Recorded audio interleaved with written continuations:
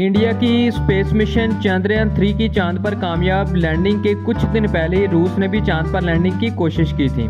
NASA अपने Artemis mission में मुख्तलिफ ममालिक के साथ मिलकर इंसान को चांद पर भेजने और वहां लूनर बेस बनाने की तैयारी कर रहा है। इसके अलावा चीन और जापान भी इस दौड़ में शामिल हैं। आखिर क्या वजह है कि दुनिया के मुख्तलिफ ममालिक चांद को एक्सप्लोर करने की कोशिश कर रहे हैं? स्पेस एजेंसी नासा का इस बारे में कहना है कि एक ऐसी जगह जो मुअम्मों, पुरअसरारियत और साइंस से भरी पड़ी है, लिहाजा इसमें हैरानी की तो कोई बात नहीं कि बरसों से दुनिया के मुख्तलिफ ममालिक चांद पर जाने की कोशिश कर रहे हैं, स्पेशली अब साउथ पोल पर। लेकिन इतने महंगे मिशन से आखिर वो हासिल क्या करना चाह रहे हैं? आज हम यही समझने की कोशिश करेंगे।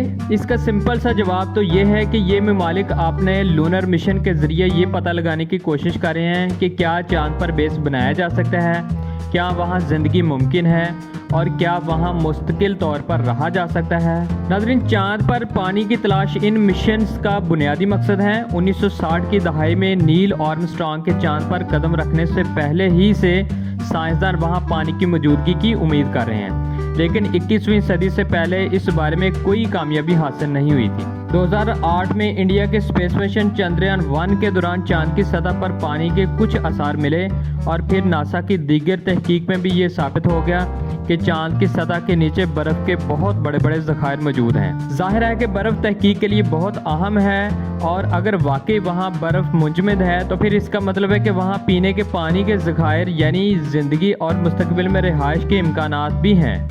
इस किस्म के मिशन से हमें चांद पर आतिफशां पहाड़ों, वहाँ जल्जले के इम्कानात, दर्जा हरारत और चांद पर मौजूद मिनरल्स के बारे में बहुत कुछ बता सकते हैं। और फिर क्या पता कि एक दिन उनकी मदद से रॉकेट उड़ाने के लिए हाइड्रोजन ईंधन भी तैयार किया जा सके। चांद पर बेस बनाने और वहां पर इंसान को भेजने का मिशन इसलिए भी अहम है कि वहां अगर लूनर बेस तैयार हो जाता है तो इससे मरीख पर इंसान को भेजने और दूसरे स्पेस मिशंस में मदद होगी। लेकिन एक मसला है चांद का साउथ पोल, जो कि गढ़ों और ढलवानों से ढका है और इन्हीं गढ़ों की वजह से यहाँ लैंडिंग आसान नहीं होती। लेकिन इंडिया का चंद्रयान 3 यहाँ पर कामयाबी से लैंड कर गया है, लेकिन ये वहाँ करेगा क्या?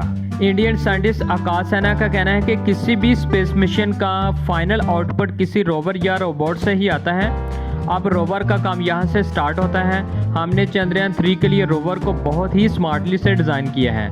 वो चांद पर खुद सैंपल सेलेक्ट करेगा, चांद पर खुद नेविगेट करेगा।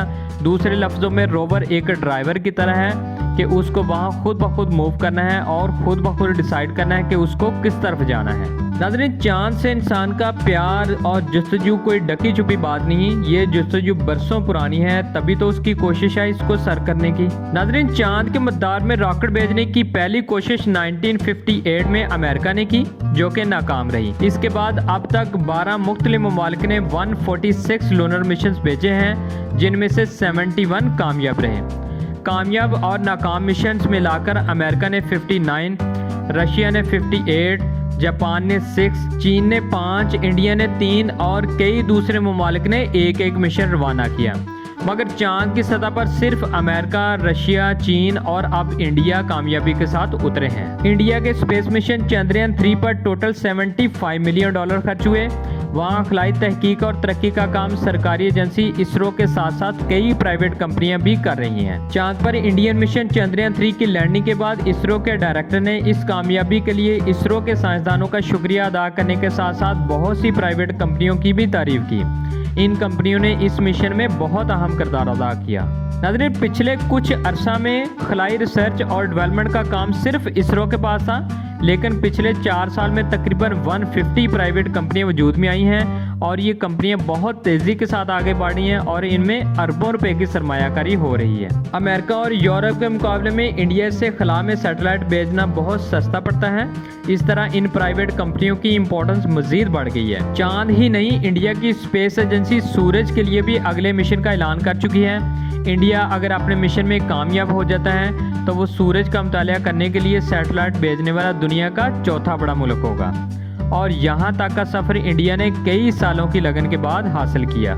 इंडिया ने अपना स्पेस प्रोग्राम 1962 में शुरू किया, लेकिन 1970 से 80 के दौरान बहुत तरक्की की, जब इदारे ने फसलों की मैपिंग और सर्वे के लिए सैटेलाइट का इस्तेमाल शुरू किया। इसके अलावा इंडिया ने सैटेलाइट के जरिए कुदरती आफात की निगरानी शुरू की और उसके ज़रिए होने वाले नुकसानात का जायज़ा लेना शुरू किया। इंडिया का अगला टारगेट इंसान को खला में भेजना है। इससे पहले 1984 में इंडिया ने अपने एक एस्ट्रोनॉट को रूस के स्पेसक्राफ्ट में चांद के मदार में भेजा था, लेकिन खुद अपने तौर पर इंडिया अभी तक किसी इंसान को चांद पर नहीं भेज सका। दोस्तों, इंडिया के चंद्रयान 3 की कामयाबी के बाद ये सवाल भी हो रहा है कि इंडिया जहां बहुत बड़ी आबादी है और लोग बुनियादी सहूलियत से महरूम हैं, वहां ऐसे मिशंस की क्या इंपॉर्टेंस है। क्या इंडिया को ऐसे खलाई मिशन जारी रखने चाहिए? क्या इस तहकीक पर पैसा खर्च करना चाहिए या कि नहीं? समझने की बात यह है कि साइंसी तहकीक किसी न किसी हवाले से इंसानी तरक्की के लिए ही की जाती है। ज़रूरी नहीं कि हर साइंसी तजर्बा कामयाब हो, लेकिन फिर भी कोई साइंसी तजर्बा नाकाम नहीं होता।